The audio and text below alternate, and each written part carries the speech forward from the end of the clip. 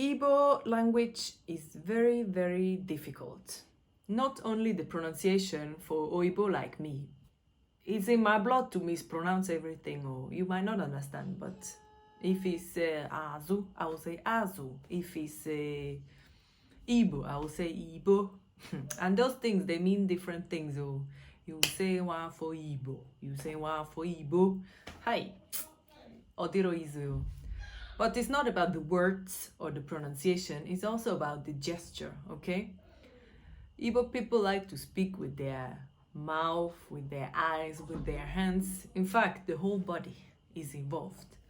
So if you want to tell, like, you know, you use the hand, the head.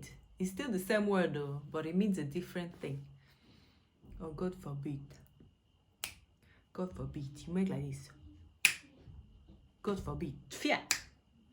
What is this? It's like you're dancing. No. God forbid. Fear. I refuse it.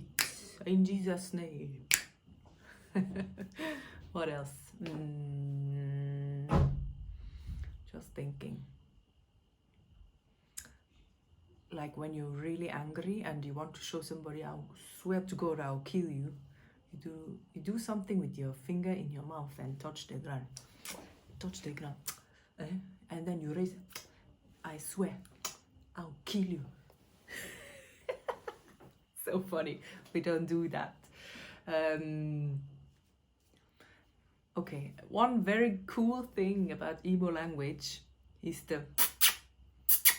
Okay, if you want to call the waitress in a restaurant, you make... Bia, bia, bia.